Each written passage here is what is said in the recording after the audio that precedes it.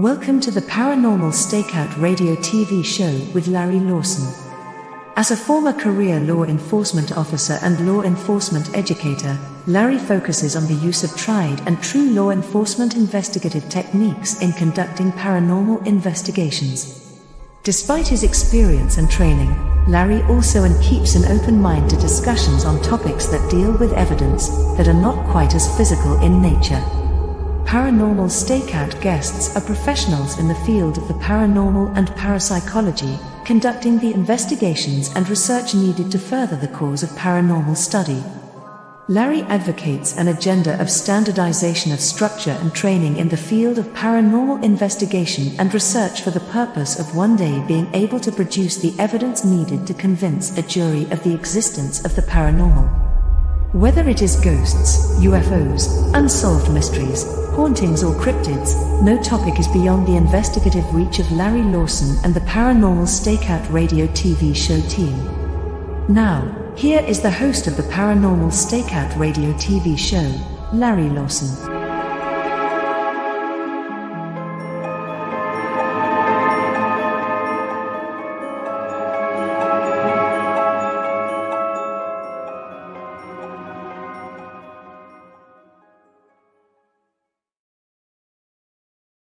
Good evening, everyone, and welcome back to Paranormal Stakeout. I'm your host, Larry Lawson, coming to you again from beautiful Vero Beach, Florida, the home of the Florida Bureau of Paranormal Investigation and Indian River Hauntings.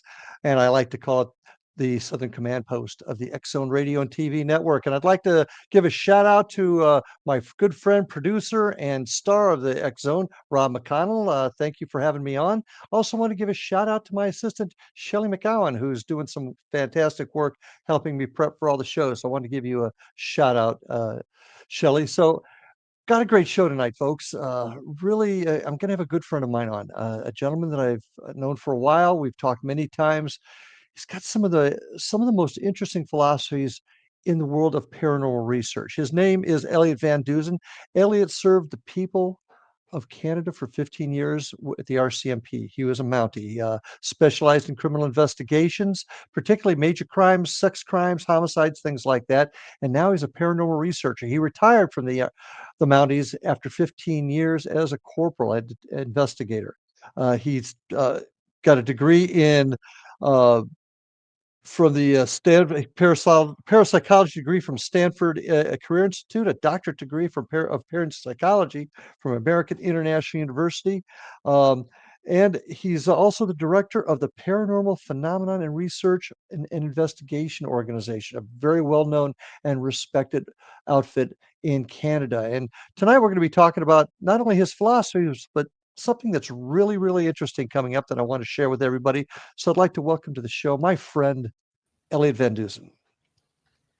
Great to see you again, Larry. Good seeing you, my friend. It's been a while, but it's just like guys. We don't see each other for a while. We just pick up like we just saw each other the day before. So it's good talking with you again. I know all about you, pretty much, but a lot of my guests don't. So why don't we start off by sharing with my audience out there who you are, how you got into this field, and a little bit of your background. Yeah, for sure. It's been a while since I've been on Paranormal Stakeout. A lot of people ask me if I had an experience that got me into my interest into the paranormal, but it was actually unsolved mysteries, because I knew I wanted to be a police officer, and specifically knew I wanted to do homicide investigations. So unsolved mysteries was perfect. It had very interesting cold cases, and then every once in a while they tease you with a ghost story or a UFO story, which I also thought was really fascinating. And then fast forward to 1997, I discovered the television show The X-Files, but it had been on TV since 1993. But I thought it was really interesting that you had two law enforcement officers investigating claims of the supernatural.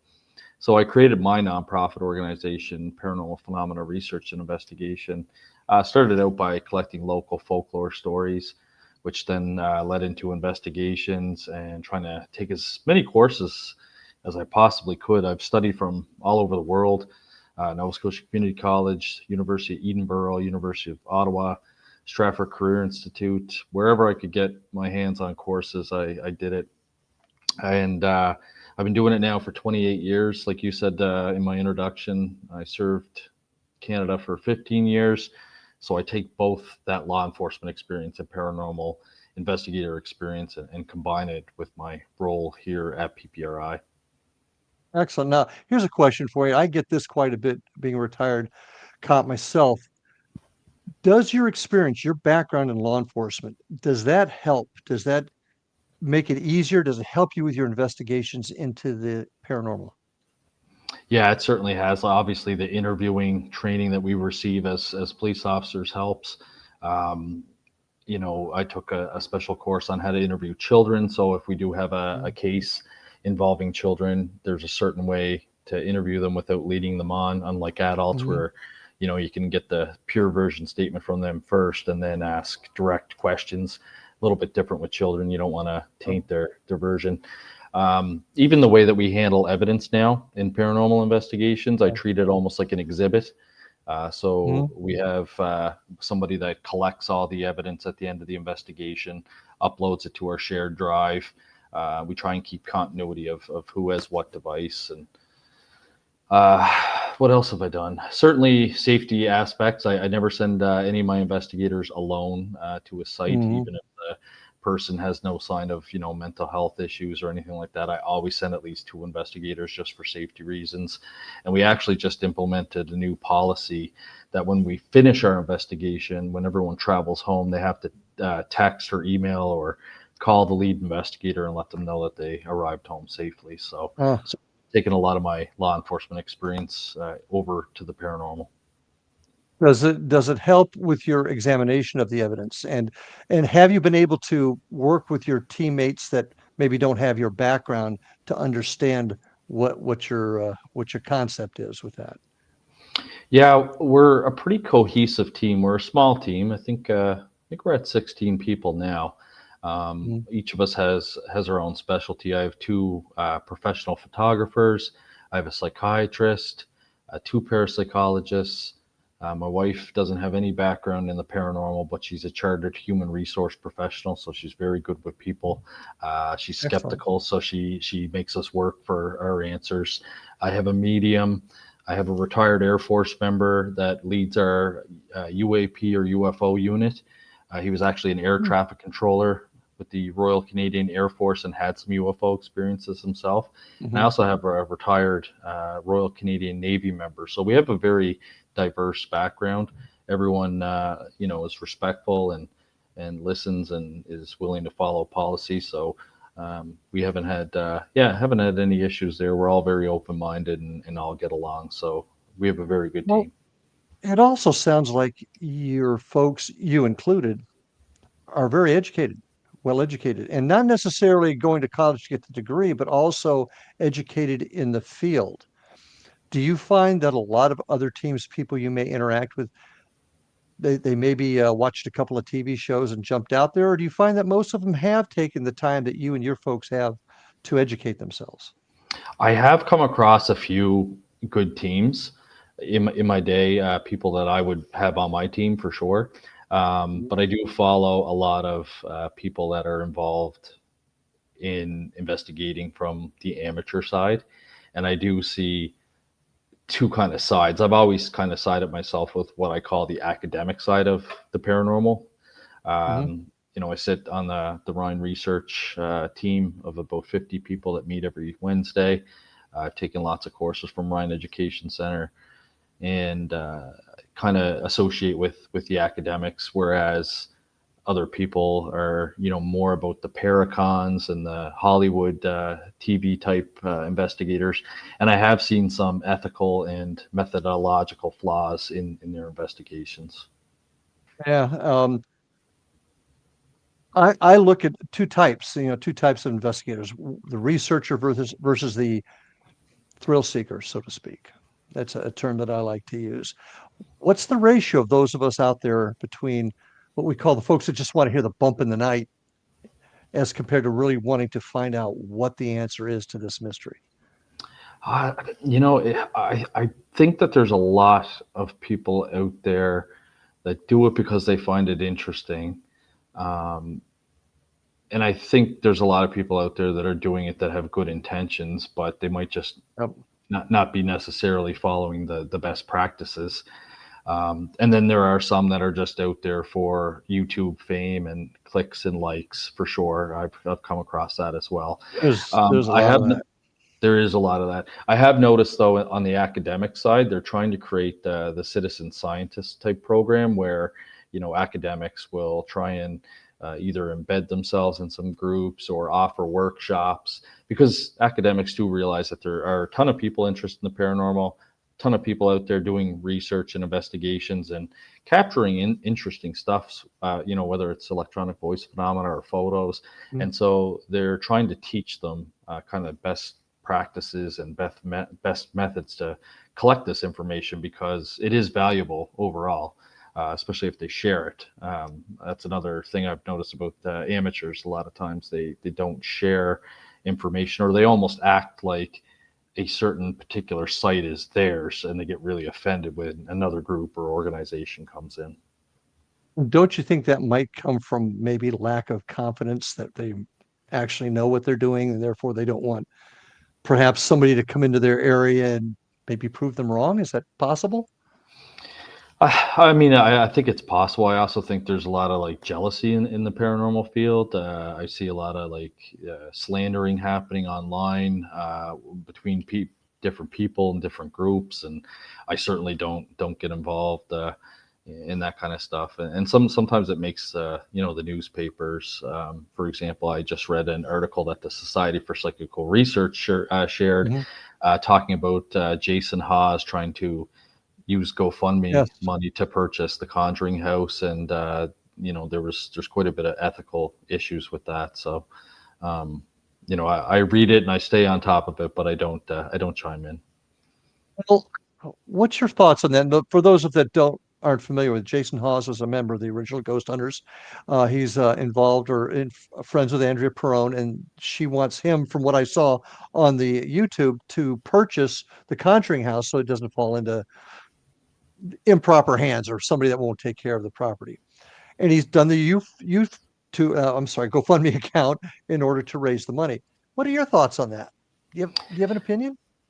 Yeah, like initially when I saw it, it sounded like good intentions. The Conjuring house has been for sale multiple times. I saw it back in 2018, I believe, when an elderly lady still owned it. It was after the Conjuring movies came out. There were no trespassing signs everywhere. And Mhm. she eventually sold it just because of all the trespassers. And then after that, it's Mm. kind of switched hands a few times and become kind of a paranormal marketplace where they charge Mm. ghost hunters astronomical amounts to go spend the night there. And that's a whole different subject, is this paranormal selling of paranormal spots to folks that want to get that thrill. How often do you see first question is, how often do you see true researchers go to places like that? You don't, it's usually your YouTube people. And of course, if you want to live stream at the location, it's astronomical amounts. I know at one point, I believe Mm. the Conjuring House was charging almost $1,200 US if you wanted to live stream from there. Um, Wow, just the live stream. yeah, and we've seen places like Conjuring House. Ed and Lorraine Warren's house was just purchased by comedian Matt Rife. We've seen Lizzie Borden house purchased. So all these, classical paranormal type sites are being purchased for monetary purposes. I want to kind of talk a little bit more about that and get your thoughts on that, because I have my feelings too that I'll share with you. But we're in about 45 seconds. We're going to take our break, but I'd like you to take a couple seconds. You mentioned the Rhine Institute. People out there might be wondering what that is. Can you just take about 30 seconds to kind of Yeah, share that? so Rhine is a great spot to take courses. Rhine Education Center.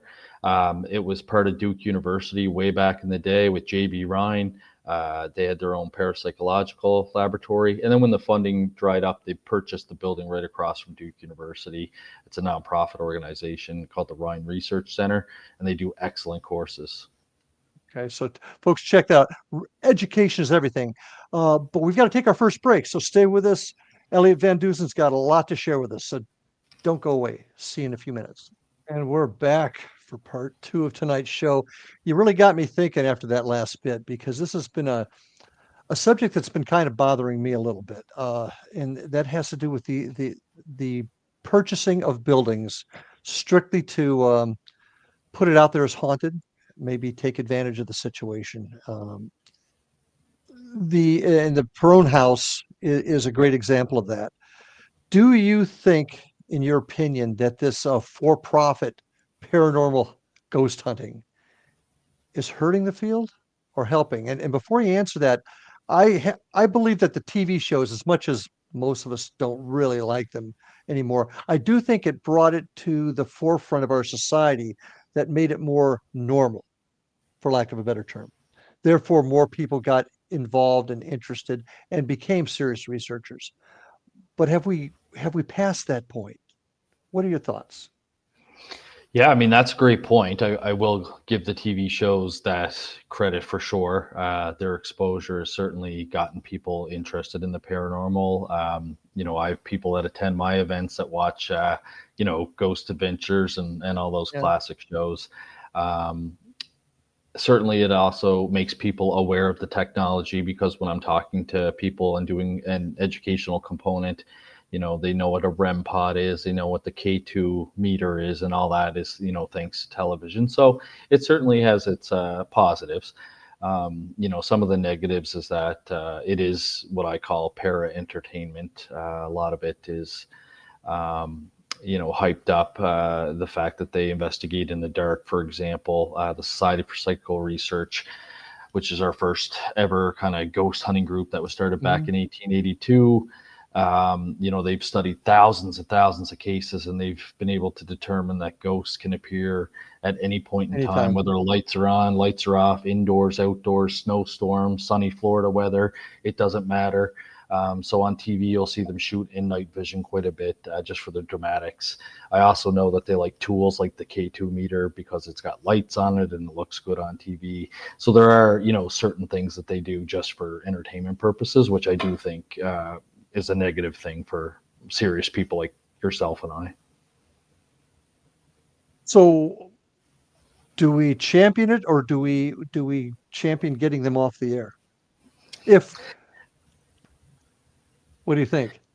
It's, you know, it it's really interesting. I know a lot of people that I've spoke to, they kind of know that it's for entertainment. Hmm. When I do our public ghost hunts, I do incorporate an educational component to it, and I always Yes. ask people, how many people think what you see on TV is real, and either no one raises their hand because they don't want to look stupid, I guess, or Right, uh, right. most people are aware that it's a little bit different. So we even started having people towards the end of our public ghost hunt start to listen to some of the audio that's been recorded that evening, just to show them, what our videographer and photographer and audio engineer would have to go through later on when they're sifting through all that data, just to kind of give them a taste of, what it's really like to be a paranormal investigator. And that's been my experience also. I've talked to folks, I beginning of a tours, my historical tours. Do you understand that TV shows are for entertainment? Now, there's some decent people out there. We got to keep that in mind. There's some folks that have been on TV. They're decent, honest, sincere folks. I don't think there's anything doubt about that. But TV is for entertainment. Um, but it also has given rise to this for-profit situation, the Conjuring House. I won't even mention some of the other places, but a lot of things, the mental health asylums, prisons, things like that. Yeah. Can can can those the exploitation of that building, we'll just use that term, be helpful to them in their upkeep though? Is that a positive? I think some of them could be for sure if they used it for that. Like you said, prisons are another one. There's one around here called the Dorchester Jail, which is Mm. kind of an Airbnb. You can rent it out. Your room is actually an old cell. Yeah. I filmed there for the television show Repossessed. They called me in to do an expert opinion on the show, and very cool spot, and it's reasonably priced.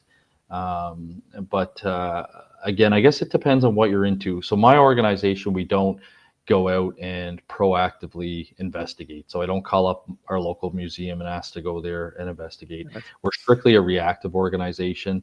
So usually we get about 7 to 12 cases per year. Somebody reaches out looking for assistance. We don't charge them for anything. That's why I do all my fundraising throughout the year, so that it doesn't cost the client any money. And there's I don't know. I don't think I would pay, $1,000 to have my team go and spend the night at a Lizzie Borden house or a Conjuring house or anything like that. I just don't think it's worth it. Research wise, investigation wise, it's a lot of money to spend when you're a nonprofit organization and everyone's doing this on a volunteer basis. Exactly. And part of what we do is also to fund those types of things too.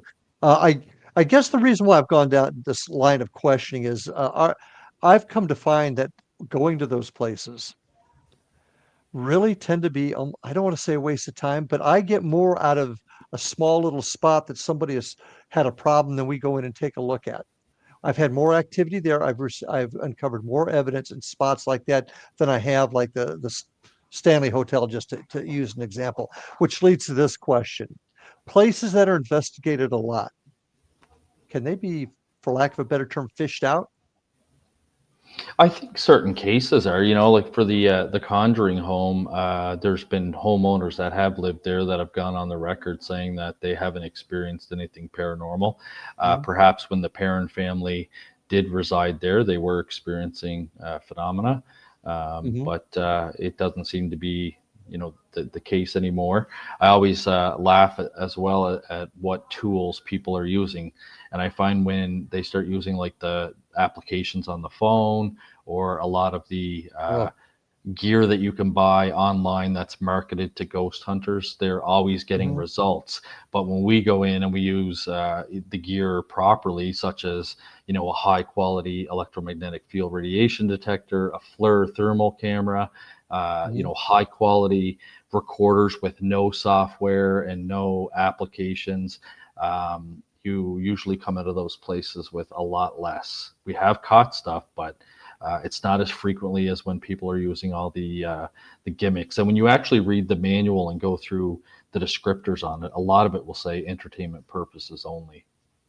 Especially the phone apps, which is a whole different subject. Do you also find that many people using the equipment can't really even describe the theory behind its use or how they're getting the evidence? They don't understand it. Do you find that at all? Yeah, for sure. Actually, I was just in Thunder Bay at a paranormal convention, and they did a public ghost hunt. One of the first things I noticed was the lights were off. So I had asked, the lead organizers if they investigate with the lights out, and they said sometimes they do, sometimes they don't. And then I was in the room trying to charge my laptop because it had died. I was using it all day at the conference, and I couldn't get it to charge. And I tried every jack, and I'm like, oh, this is weird. So I went out and talked to one of the museum members, and they told me that they had turned the breaker off. And I said, oh, okay. And then they're like, I can turn it back on, but it won't be, it's a ghost hunt. It won't be spooky or whatever. So there's a lot of people that do, these ghost hunts, and they spoof them up like that, like keeping the lights out and stuff. So I gave a very educational lecture. I told, every group that would come visit me that there's no reason to investigate in the dark, and I explained what the equipment is. And I was actually very impressed. All the 4 groups that cycle through me, I asked them if they know who uses an EMF reader in real life besides ghost hunters. And each group, there was somebody in there that knew that it was a tool used by electricians to look for unshielded and ungrounded wires. And I was very impressed by that. Well, and that shows people taking time to read and study. So that's excellent, because that's the one thing that I've had in my experience. People really, they know the lights come on, and that supposedly means there's activity, but they can't tell me why the lights go on. So that's very interesting. One thing on kind of another side of it, dowsing rods. People have been using those for generations to find water, and I've actually had not only well diggers on my tour say, oh yeah, we use them still today to find water. I've actually had electricians say, yep, I use dowsing wire rods to find wires in walls. So that's the other side of it also, I guess, right? Oh, absolutely. So I just I did a presentation actually at Thunder Bay, and it was called Law Enforcement and the Paranormal. And ironically, I talked a little bit about dowsing, like you said. It's also known as Mhm. witching. But Mhm. diamond mine companies and mineral companies use them. Oil companies use them as well. And there was actually a case in the state of Georgia where dowsing was actually admitted as evidence Yep. by a Yeah. detective that testified to finding bones from a missing girl, and he explained how it works, and actually did a demonstration in court, and the evidence was actually accepted. And I played that clip there at the Thunder Bay Paranormal Convention. I told him, I said, this is very important because the courts normally don't accept evidence from the paranormal, but in this case, dowsing was actually accepted as evidence. Because you can actually describe a scientifically proven method to it, and that's what we've got to get to. What we have to get our evidence into the scientific world.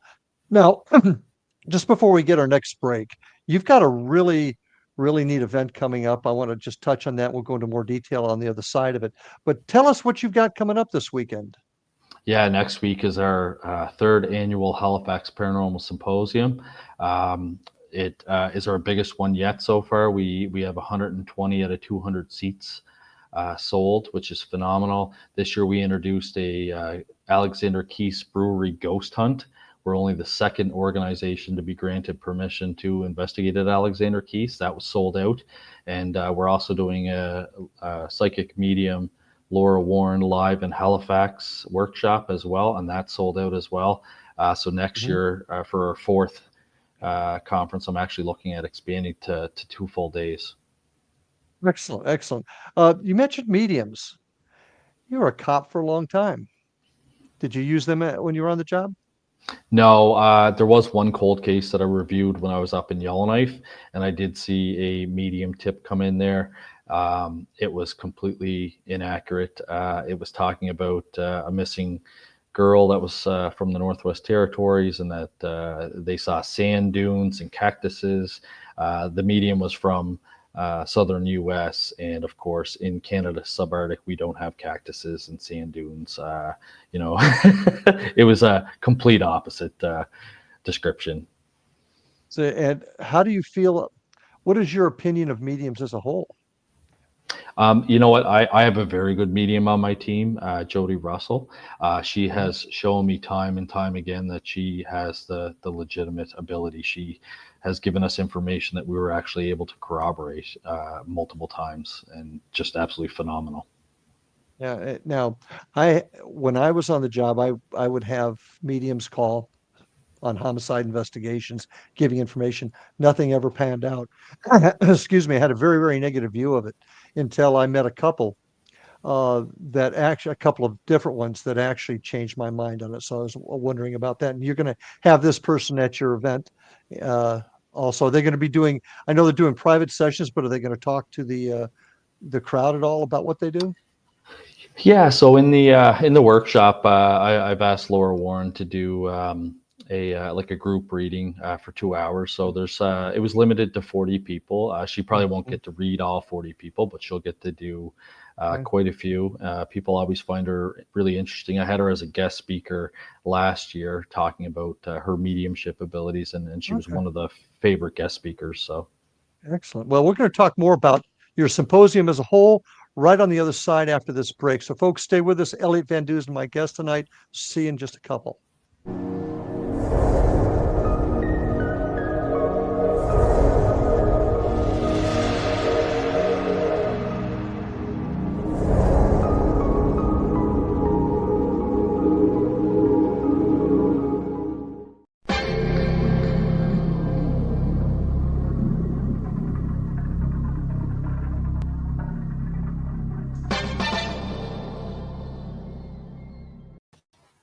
You know, I'm sitting here during the break, Elliott, thinking, there are just so many things I want to talk with you about. There's such a huge variety of things I would like to go over with you. And we've just got this short little hour. So we're going to have to do this again in the Oh, future. absolutely. Now, I want to get into a couple of those other different topics, but really I want to spend a little bit of time now getting really into the symposium. You've told us a little bit about who you're going to have there, but I'd like to hear more about the setup. I'd like to to know what it is you're hoping to accomplish by giving this presentation. What are you looking to do to help the field? Yeah, so there isn't many conferences of this type in Canada. A lot of these happen down in the United States. There used to be some Bigfoot conferences out in British Columbia. We do have the Shag Harbor UFO Expo here in Nova Scotia that's going into like 13th, 14th year. They just started going to a hotel about 4 years ago, so they just kind of upped their game, so to speak. But they only deal with UFOs and extraterrestrials, whereas I try and bring in different topics every year from all the fields. So not just parapsychology, ufology, but any anomalous phenomena. So this year we have a whole range of topics. Dr. Yana Greenberg's coming from San Diego to talk to us about ancient astronauts or aliens.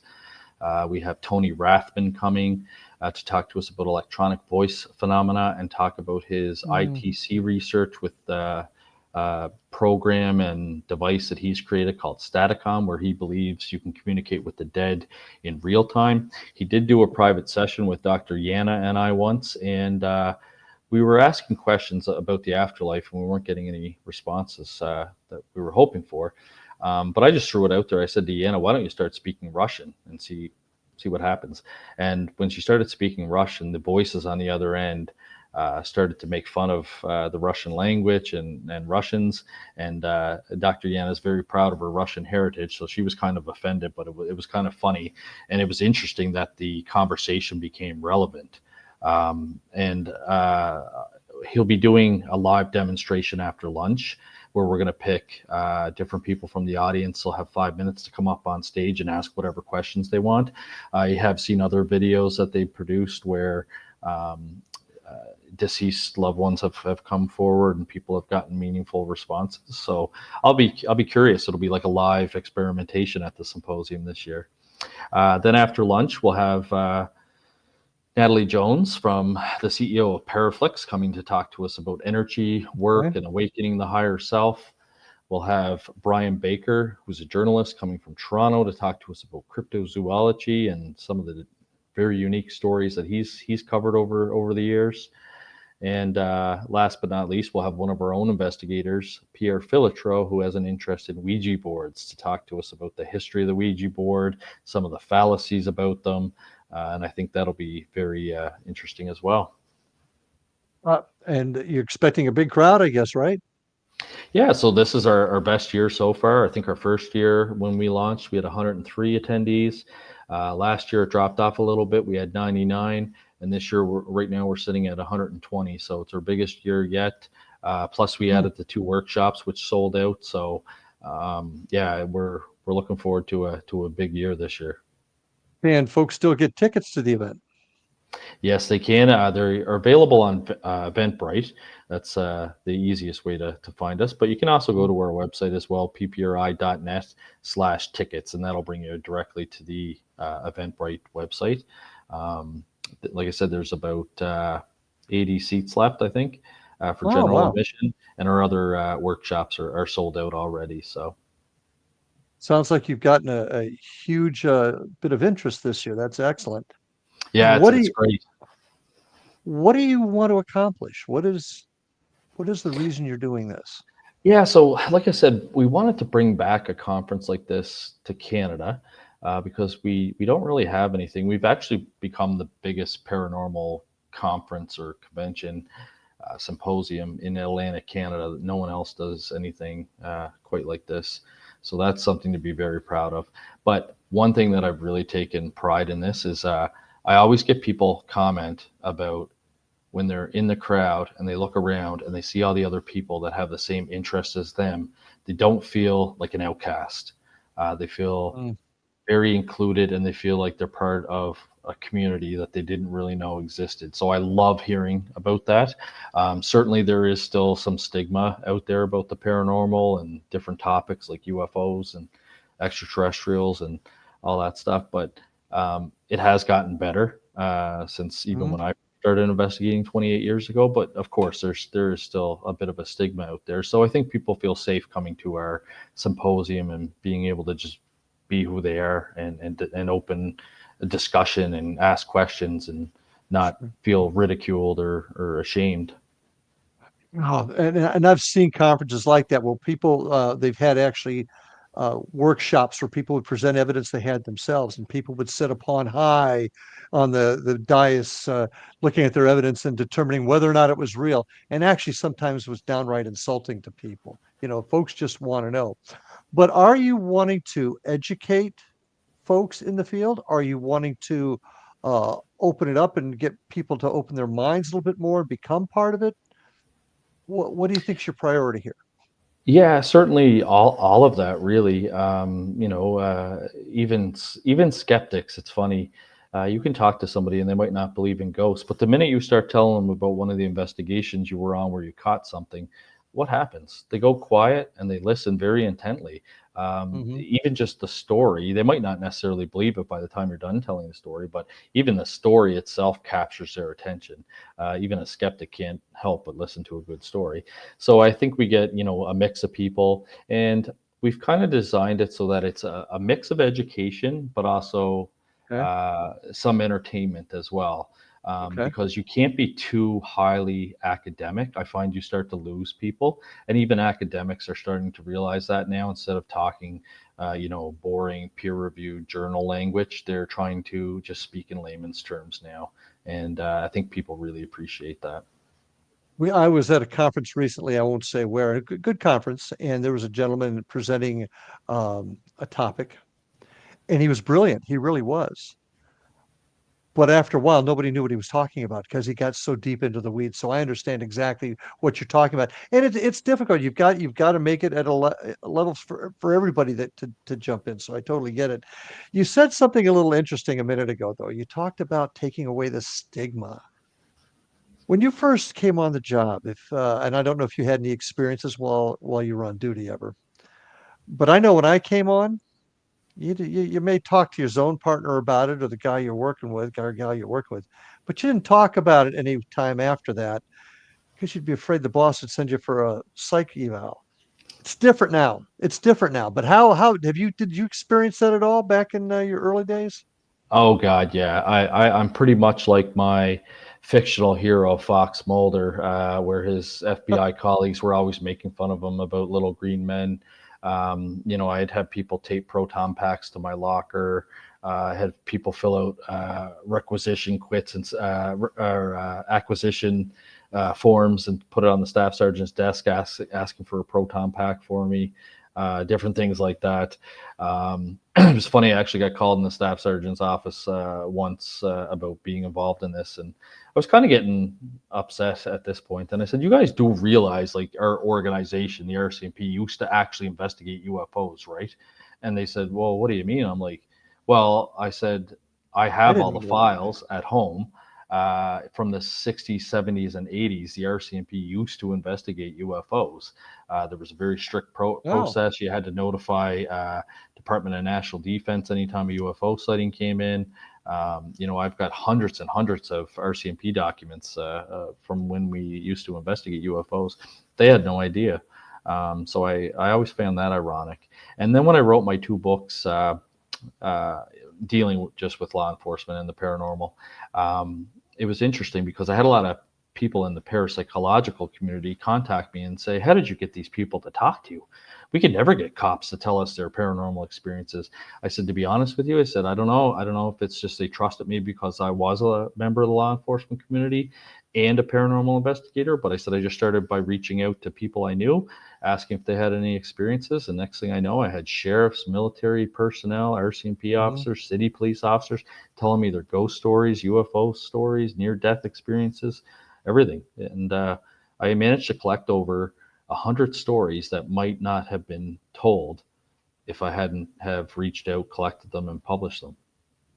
Do you think, and I'm going to start calling you Fox Van Dusen, by the way, it's going to fit you, but do you think going back to what I mentioned earlier about the TV shows, bringing this more into the forefront, do you think that helped folks in our community maybe feel more comfortable? Yeah, for sure. I think it's kind of normalized it. I mean, everyone has a good ghost story that they've heard or that's been passed down to them. Yeah. Everyone's heard about local superstitions and local folklore. So it's certainly something that's very prevalent. I think humans just in general like a good mystery. And I think that's a big part of this also, right? And we're also still questioning what actually happens after we're gone. I mean, I know from the experiences you and I have talked about that we've both had, there's something that's going on, but just Yeah, what I is mean, it? one of my favorite quotes was from Dr. Sam Perina, who's a medical doctor at New York University. And he said that he can empirically say that he knows human consciousness can survive our physical body after death for at least 2 hours. And he knows that from the studies that he's done, where he's brought back people that have died and they resuscitate them. And they ask them a series of questions and they're able to corroborate some of the information that they've given. So he knows that somebody has died and their body, their spirit, has walked around that hospital and seen things that they wouldn't have been able to see because they were bedridden or they weren't able to make it up to the roof, and they knew exactly which lights were burnt out on the roof. So he said he can empirically say he knows human consciousness can stay outside the physical body for at least 2 hours after death. Now, what happens after that, he said, would only be speculation for him, but that's where you and I come in and we do our investigations, and sometimes, you collect some pretty amazing evidence. I actually had a doctor. I was on a tour. It was one of those tours where his wife brought him, and I didn't think he wanted to be there just by his demeanor. And then after the tour, he pulled me aside to say he was an ER doc during his residency and actually experienced something where a guy should have died but didn't, but then came back later and asked who this other doctor was. And how could you know that doctor? You were completely out of it. Well, I was sitting up in the corner of the room looking down, and this very, very educated man said, "There's no way the guy could have known that." So the just interesting stories like that, you can't say that it just doesn't exist. The question is, what exactly is it? So, Exactly. um, what do you think the phenomenon is? You got an opinion? Do you have a philosophy that you can share with us what you think this whole thing is? I think there's different types. Like, certainly, I think that you can die and your human consciousness and personality survives outside of the body. And for whatever reason, you've either chosen to stay behind on our physical realm, or perhaps you didn't know that you were dead. We hear that from mediums sometimes, that Yeah, they're talking yeah, to a spirit, and for some reason, they don't know that they're dead. Some are residual hauntings. Obviously, those are yep. like your video recordings where it's not an intelligent haunting. It's just energy trapped in the environment that replays over and over again based on certain environmental circumstances. And then we know that there's some things in our natural world that can cause us to experience a haunting. Carbon monoxide is one. There was a case in 2002 where a lady was showering. Female apparition appeared in the shower. She called her local paranormal team. They were smart. They did an environmental assessment, found out she had a hot water tank that was improperly installed. So she was actually suffering from carbon monoxide poisoning. And then we know from great Canadians like Well, Dr. Michael Persinger that EMF I got to. radiation can cause. Yeah, and we're going to talk about that too. But we've got to take our last break. Heck, to cut you off, Elliot, right when we're getting into something. But folks, stay with us. We'll be back right after this break. Man, this hour has gone fast. Always Uh, does. always does. Listen, we were talking about something really interesting when I had to cut you off. You were talking about um, people that have experiences where there's high levels of EMF, which we all Yes. know can mess with your head. The lady in the shower with the carbon monoxide, all good points and easy to say that, that's what's causing it. But let me toss this out to you. Is it possible that while, yes, both the EMF and the carbon monoxide create illusions in the head, is it possible that also creates an opening for whatever it is to contact us? That maybe it isn't so much a hallucination as it is just an opening that's been made because of that phenomenon. Does that make sense? EMF can, for sure. Certainly, one other thing that Dr. Michael Persinger found is that it started to help people open up their psychic abilities. And once he passed away, the patent ended up being shifted around, and you can actually buy um, basically a home version of what he called the God helmet. So in his laboratory, he used a snowmobile helmet that he modified with electrodes, found research participants and exposed them to high amounts of EMF. And that's where he found that it opened up psychic abilities. And then at a certain level, caused them to experience haunting characteristics, such as feeling watched, seeing apparitions, hearing auditory hallucinations. And if you were religious, some people actually reported seeing the Virgin Mary show up in his laboratory. But you can buy the Shira helmet, it's called, online, and you can use it to try and open up your psychic abilities. We do have one. We haven't played around with it yet. I always threaten to put it on my colleague Daryl Walsh and watch him crank it up and watch him pee his pants. But we haven't tried it out yet. But once again, getting back to the phenomenon itself, it's really easy for us to say it's your mind causing this hallucination. But I think you'll agree that the ability of our own mind has not been fully explored. We do not know all of its capabilities. So is it possible, even with the EMF or the carbon monoxide that you were talking about, isn't it possible that it could be opening up a conduit to the other side? Drugs. Let's talk about that a little bit. The MK Ultra experiments and what they did, and a lot of that led to the remote viewing. That was all part of that project. Is it possible that there are ways to modify our brain that it's not that show that it's not an illusion, it's not a hallucination. I can't talk, but actually a conduit to the other side? Is that possible, Elliott?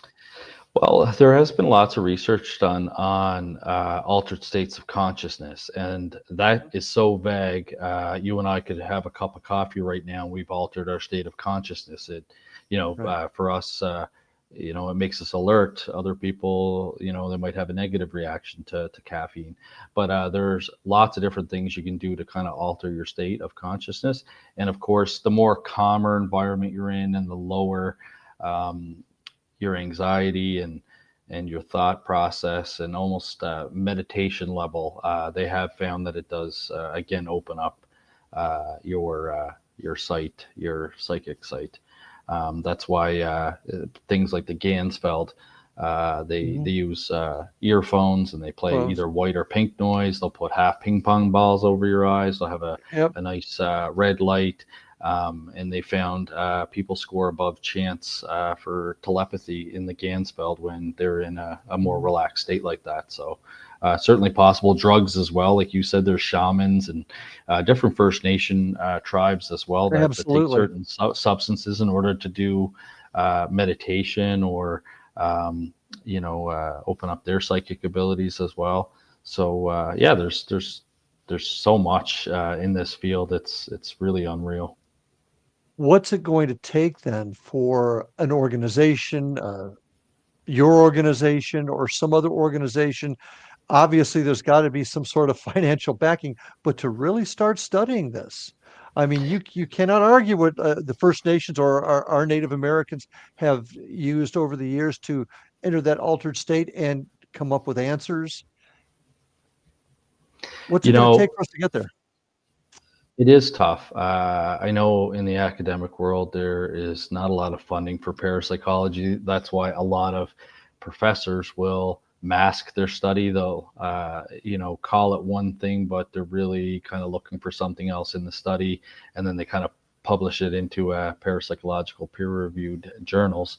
But it's really interesting. I can see why mainstream hard scientists, your physics and your chemists and your biologists, don't like the paranormal, because it doesn't operate on the rules that we know. Scientific theory. It always happens when you least suspect it. You could be a ghost hunter with all the gear and just have to go use the washroom, and something will happen in the washroom, and you don't have any of your gear with you. It always happens when you least suspect it, and you can't repeat. You can't repeat it. You can't repeat it, right? You can't repeat it. We had a really interesting thing happen with the Spirit Box SB11, which I don't believe in. It's not a scientific instrument. All it does is scan radio stations. I gave it to two of my investigators. I said, go ahead, go upstairs and use it if you want. But, just know that I don't believe in it. After 70 minutes, they came downstairs. I asked them how it went, and they said, actually, it was really interesting. I said, okay. I was like, what happened? They said that there was a time where it started to say all their names, the homeowner and my 2 investigators' names. It didn't just say it once. It said it multiple times. They provided me with the clip. I listened to it over a 70-second time period. It said the homeowner's name once. It said Scott, my photographer's name, 4 times. It said medium, or Jody, my medium, name 3 times. And when they would ask it to repeat it, it would repeat their names. And so I'm not a math guy. I'm your social scientist kind of guy. So I had ChatGPT run a statistical analysis on it. And he said over 70 minutes, it would have the chance to say each of their names probably once. But it said over a 70-second period where it said their names so many times, especially when they asked it to repeat, would be 1 in billions, if not more. And I actually presented that to the 43rd online conference of the Society for Scientific Exploration because I thought it was so fascinating. And see, those are just, how does that happen? We need to talk about a case that I'm working on where I actually got a name over the spirit box. And at the same time, my medium came up with it through earphones so nobody could hear it. And then Love we have that. we have a grave site to go with it.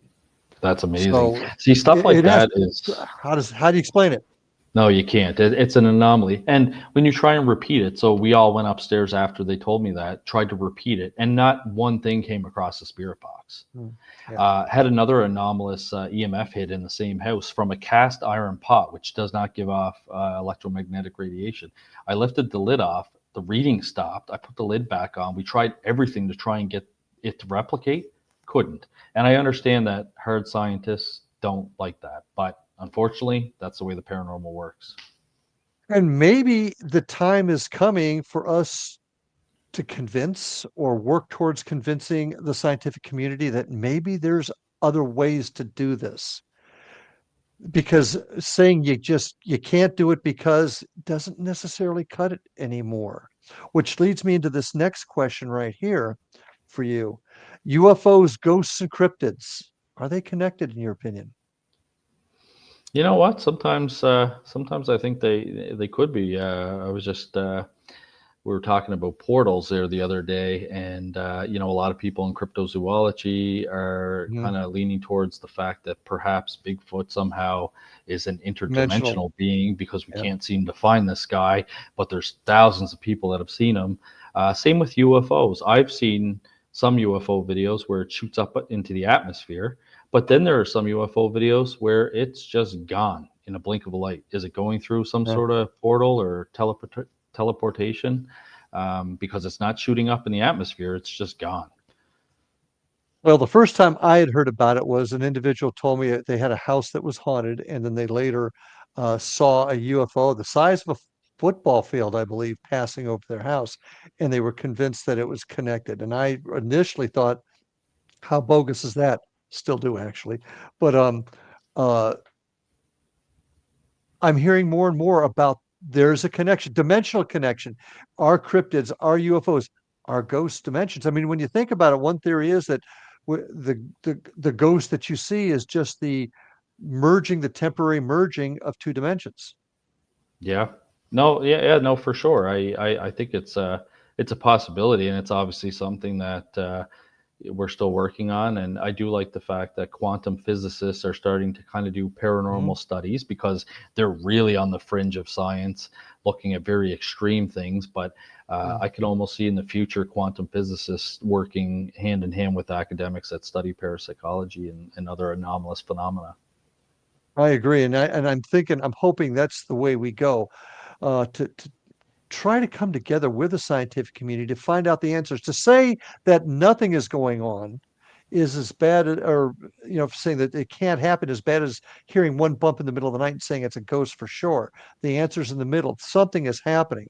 But in our last couple of minutes together, Elliott, I'd like you to once again tell us how folks can find out about the symposium.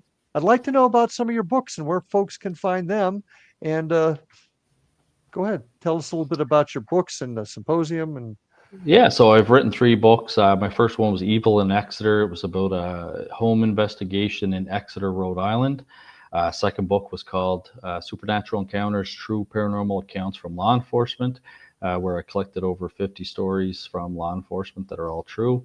And then, of course, once that came out and I started doing podcasts and interviews, I had more law enforcement contact me with more stories. So that one's called More Yeah. Supernatural Encounters from Law Enforcement.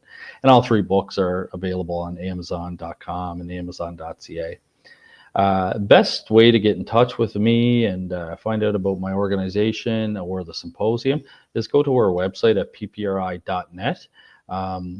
Take a look through it. It's very, very cool website that my business partner Spencer Collier designed. You'll see under events, the Halifax Paranormal Symposium has its own link. We also have resources on there. I list out different academic studies, such as why we look at temperature changes, why we look at EMF readings in hauntings. There's a contact us form, and we even have our new UAP section. So anyone out there listening that has had a UFO sighting in Atlantic Canada or the New England area, and they have never reported it to an agency, we take those reports and we share it with other ufologists. So we do have a UFO reporting form for anyone that has not previously reported a UFO sighting. Now, what made you guys decide to head in that direction also?